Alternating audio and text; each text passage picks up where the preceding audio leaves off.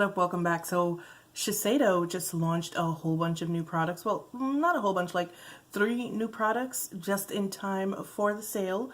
I didn't make Rouge this year. I think I told you guys that because I've been shopping brand websites more often because a lot of times they have better sales and better deals. So I didn't make Rouge this year, but I still made VIB because apparently I'm still spending too much money. We just talked about that. And so I wasn't able to start shopping until the 19th, which was this past Tuesday. And the foundation launched on Tuesday. So they launched a foundation, and it's still part of the whole minimalist line. You can see that the packaging looks the same as the stuff that I had gotten, was it earlier this year? Yeah, so they launched a foundation. They launched concealer to go along with the foundation, which of course I didn't get after the last fiasco with the Boing concealer. I'm just not here for trying new concealers right now. And then they launched a translucent setting powder to go along with both the concealer and the foundation. So the foundation comes in 30 shades, which in this day and age of 40, 50, and 100 foundation shades is not that big a deal. But for Shiseido, it is kind of a big deal because usually they only go up to like 10, maybe 12 foundation shades. And they do have quite a few darker shades. Now, we already had this conversation about shades versus undertones. Like, give us as many shades as you want to, but give us equally as many undertones as well. So I wound up getting the shade 420 Bronze, and I kind of sort of almost knew from jump that it was going to be the wrong color. But the reason why I got it number 1 is because I'm kind of enamored with Shiseido now, especially after I tried their the rest of the minimalist line this year. I'm really kind of enamored with the brand, so I kind of want to explore as much as I can without spending too much money. And once again, I didn't spend any new money for this. I did have a gift card, so that's what I used for this. And also, if it hadn't been the sale, I probably wouldn't have gotten it because the foundation is $47. You do get a full ounce, but it's still $47. But then again, it's Shiseido, so it's expensive. But anyway, like I was saying, what the hell was I saying? I was saying something about undertones, right? Okay, so yeah. So 30 shades, right? And I knew that 420 was probably going to be the wrong color. However, I didn't really have too much choice. And like I said, I kind of wanted to see what the foundation was like. Because 420 is supposed to be golden tan skin with a golden undertone, right? The one right after that, which is supposed to be for rich tan skin, has a neutral undertone, and then the 5 shades after that, 1, 2, 3, 4, 5, the 4 shades after that, well, no, the 3 shades after that are all neutral undertones, and then 510 Suede looked to be too dark for me. I'll put a picture of the model up here so you can see what I mean. That was the next with a golden undertone, so I didn't really have too much choice, and I still wanted to check out the foundation, so I decided to go ahead and get it anyway. Let me show you what the foundation looks like. I actually really like the packaging. Here's what the bottle that it comes in looks like. It's a frosted glass bottle, and this looks like a cap, but it's actually not a cap. It is a twist mechanism. You twist it this way, and the foundation is open, and you can pump it. Then you twist it back that way, and it's closed. So you can just like throw this in a bag, and it doesn't twist easily. It twists easily, but it wouldn't, if you put it in a bag, it won't twist on its own and open, if that makes sense. So I kind of really do like the packaging. Let me give you some information about what this foundation is supposed to do. Okay, so it says what it is: a weightless foundation that synchronizes with skin and self-refreshes nonstop for a just applied look and flawless finish. It is supposed to be medium coverage with a natural finish for normal, dry, combination, oily skin types. It does have SPF 30, and it says Active Force technology protects finish from the effects of sweat, oil, and facial movements. And I will say, when I tried it last night, like, you don't ever really think about stuff like this, but it's a very flexible foundation, if that makes sense. Like, I can't really explain it, but sometimes when you put a foundation on, especially if it's like a matte or a natural finish foundation, when you move, like when you scrunch your face up in like funny faces or whatever, which you guys know I like to do, you can see like stuff on your face. Like, I don't know how to explain it, but when I did that last night, it just kind of flexed with my skin. So anyway, let me just finish. Responsive sensory technology helps foundation adapt to skin's condition, tone, and texture. Smart correcting powder enhances the skin's surface texture and tone. So this is all the stuff that's inside in the foundation. These are the active ingredients. It says, what else you need to know? This is a long-wear fluid formula foundation, now with an improved formula. So I'm going to throw some pictures up here of the other things that launched. One of the things that launched was it's called a Hanatsubaki Hake Polishing Face Brush, which I believe is the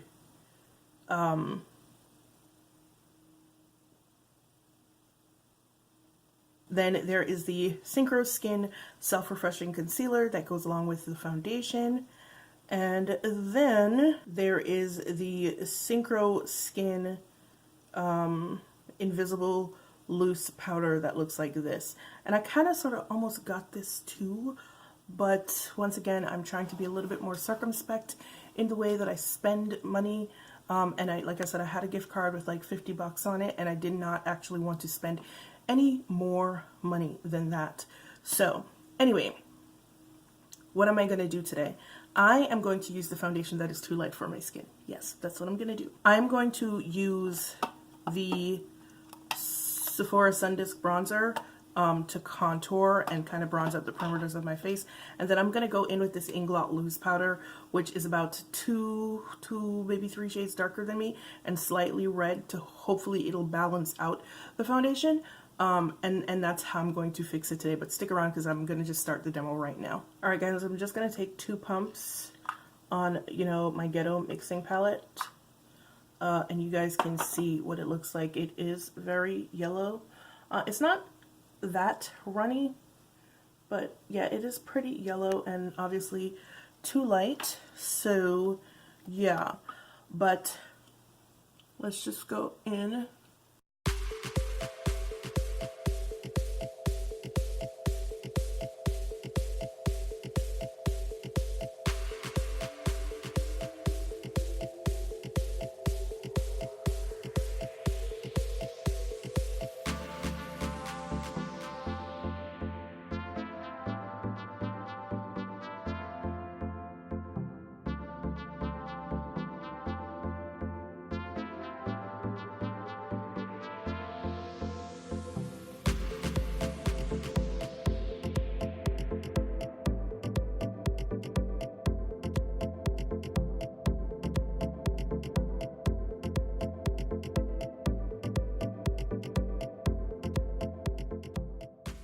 Alright guys, here you go.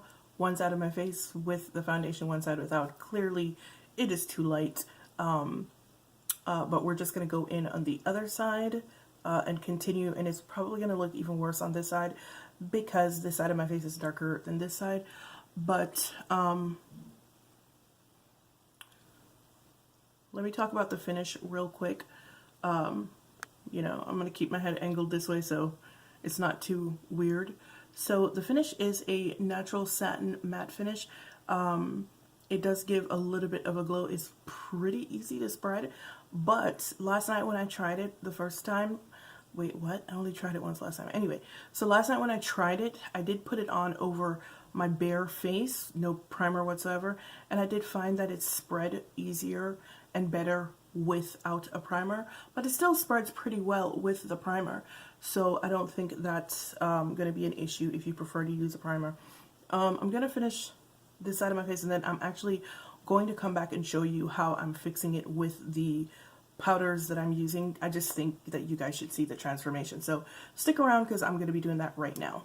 Alright guys, so this is my entire face with the foundation, and because the foundation is so light and leans to the yellow side, like I said, it's not as yellow as some others that I've used recently. I did go in with my lightest, yellowest concealer, which is the e.l.f. 16 Hour Camo Concealer in Deep Olive. And I did set my under eyes with the Jouer powder. Now, before I start going in with the different powders to, correct the color. Oh, I also did color correct my lids with a skin tone concealer and set it with the Jouer powder as well. Like I was saying, before I go in with the the powders to correct the color or make the color more, you know, decent or whatever. I want to talk about a couple of things that I'm noticing that I didn't notice last night when I didn't use a primer. So even though it's spread really well, it is very patchy looking right now. There's, I don't know, like it's emphasizing like the pores on this side, which it wasn't doing last night. And there's some patchiness right here. I couldn't get a really good blend right here. You might be able to see it, I don't know. But yeah, so this is what we're doing so far, which is kind of disappointing. But tomorrow when I don't wear it with primer, we'll see what happens. But yeah, this is what is happening so far. So now I'm just going to go in with the Sephora Sun Disc Bronzer and try to put some dimension back in my face.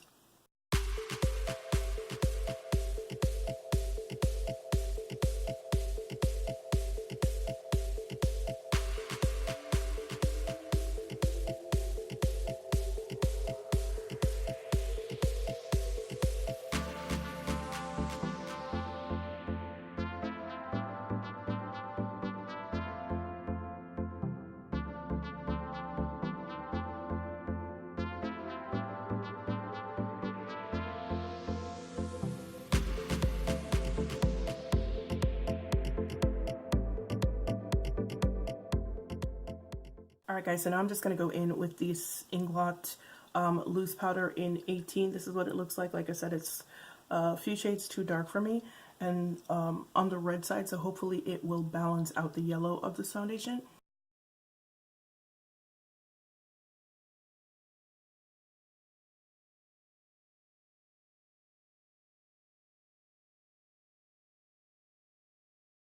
So, okay, you can see the difference from one side to the next, right? And it looks better now, so yay!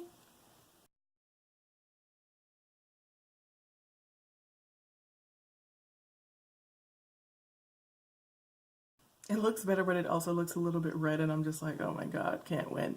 Alright guys, here is my face. This is pretty much all I'm doing today. It is now 1:53 in the afternoon. And I will be back here later with the results of my wear test. But yeah, this is what we look like. Alright guys, I'll see you back here later. Bye. Hey guys, what up? Welcome back. It is now 10:29 p.m. And this is the result of day number 1 of this foundation. And I have to say, I am a greasy mess. I am missing patches of the foundation here, here, here, right here, up here, and along the sides of my face. Funny enough, though, it actually looks good if you look at it from far away, but it's only when you get up close that you start to see and you're just like, oh, what's going on? But yeah, this is what it looks like, and I'm starting to think, based on the description, I read the description again of the foundation, and I'm starting to think this is probably one of those foundations that doesn't do well with a primer over it. So I'm actually kind of looking forward to trying it again tomorrow without the primer. But yeah, patches, y'all, patches are gone. Alright guys, this is what it looks like day number 1, and I will see you back here tomorrow for day number 2.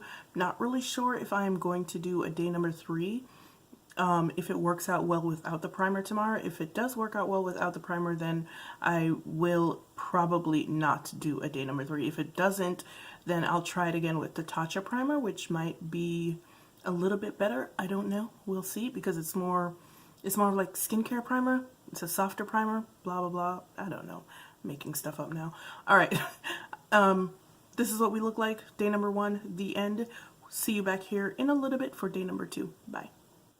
Hey guys, what up? Happy Saturday. Welcome back to day number 2 of wear testing the Shiseido Synchroskin Self-Refreshing Foundation.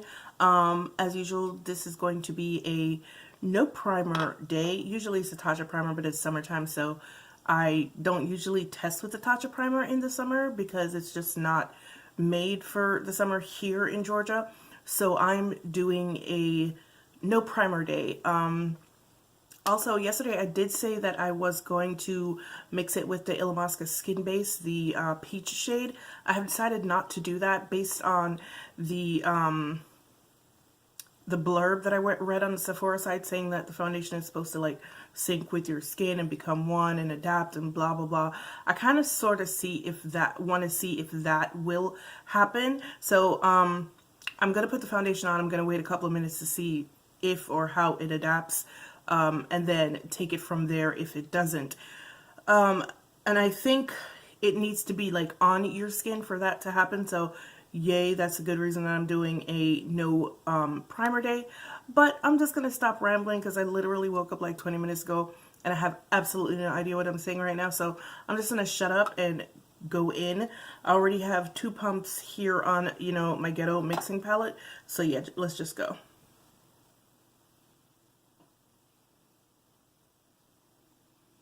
Ooh, what is this? Nice red bump. Okay.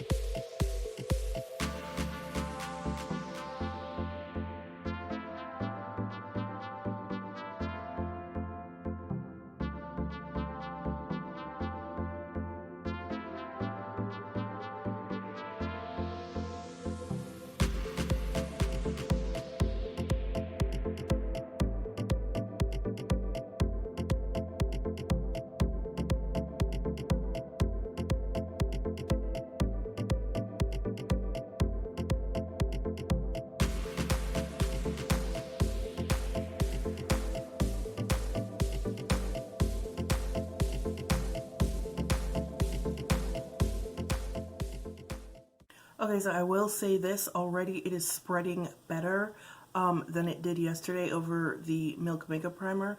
And I do have a better finish. It looks much better. But I'm going to go in with another layer, and then I will come back and look more closely to see if any of the issues that I had yesterday I'm having again. But yeah, I will be right back with my face pretty much done. Alright guys, here's my entire face done, and I don't know, I've been sitting here for probably about 5 minutes, and I don't know if you guys can tell or not, but it's still light, but it's nowhere as light as it looked yesterday. Am I wrong? Let me know in the comments. Also, I'm not having the same kind of breakup, like dry looking breakup that I had yesterday. It does, however, cling to Peach Fuzz. That's always fun. And it will get into lines because I do have it in some of the fine lines right here on my mouth. But yeah, the stuff that it was doing yesterday with the kind of like just patchiness, it is definitely not doing that today. And it seems to have kind of, to a degree, become kind of one with my skin and adapted somewhat, so that's good. I'm gonna do my eyes, like, you know, my under eyes and my lids, and do the contouring, and I'll be right back. Listen, so it seems like the longer that I sit here, the foundation just kind of sort of adapts more to my skin. Like, I was able to use my Wet n Wild concealers, which are skin tone concealers, to conceal my under eye, and I didn't even have to go in that hard with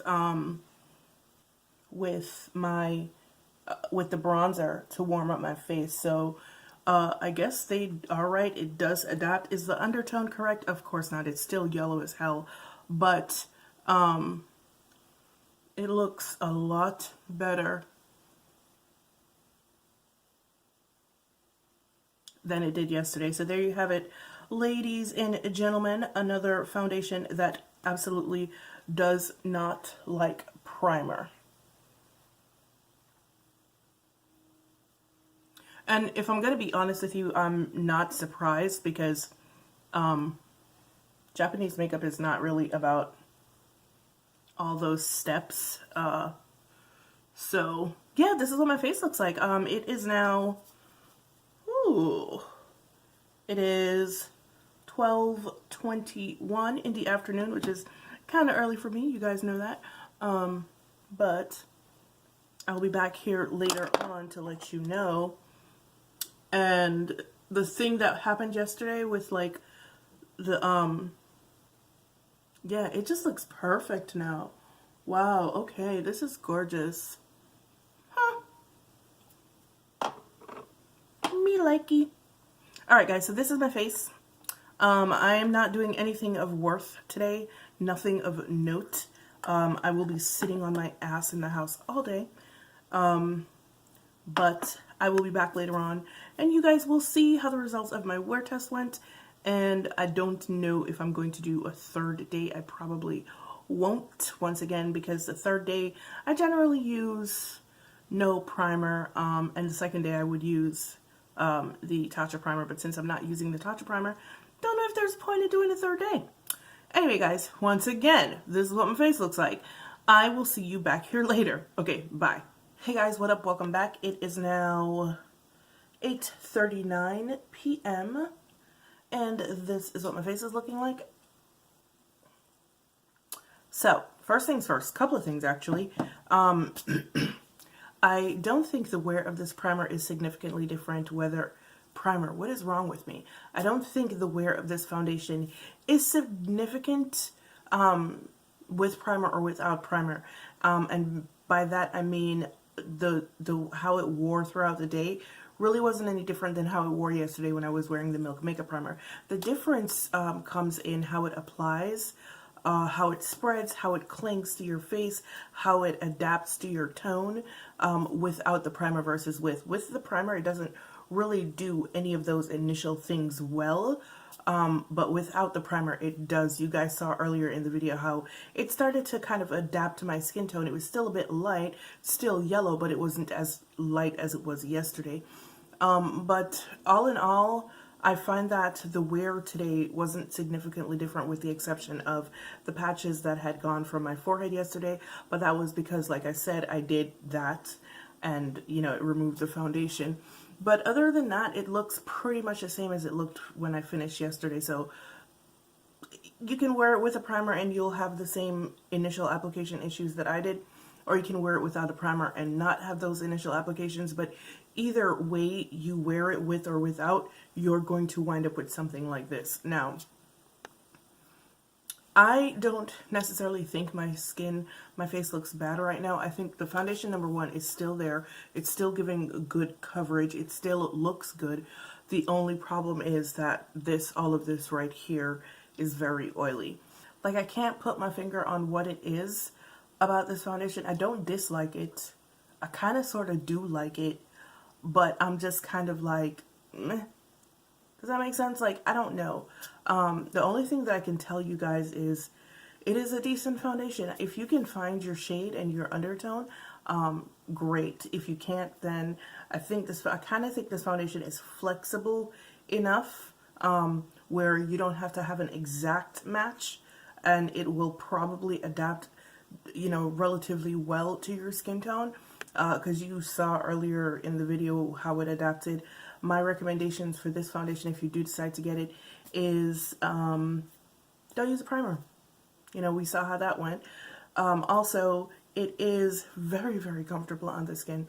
Extremely comfortable. Like, I can't really feel it on my face right. Well, I'm not going to say I can't really feel it. You know, our generation, we're wont for hyperbole, but really, I can't feel it on my skin at all. I think it would be good for all the skin types, like I said, from combination, dry, oily, all of it. Everybody will be able to wear this foundation, I do believe.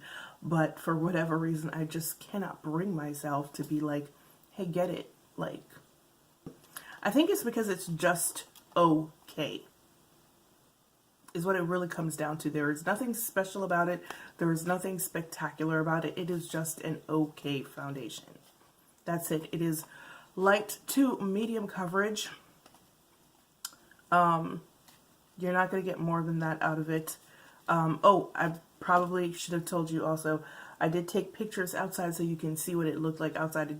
Obviously, it really didn't look bad outside at all. I also did a flash test. There is no flashback, so yay, even though it has SPF 30 in it. Yeah, man, I don't know, guys. I really don't. It's a good foundation. Like, I don't know what's wrong with me. Anyway, guys, thank you so much for joining me for my review on the new Shiseido Synchroskin Self-Refreshing, why do I keep saying refreshing? Self-Refreshing Foundation. I hope you enjoyed it. I am sorry if I could not give you any definitive points of why I really, really like it or why I really don't like it. My apologies for that. But, as usual, it's been real, it's been fun, and I will see you guys in the next one. Bye.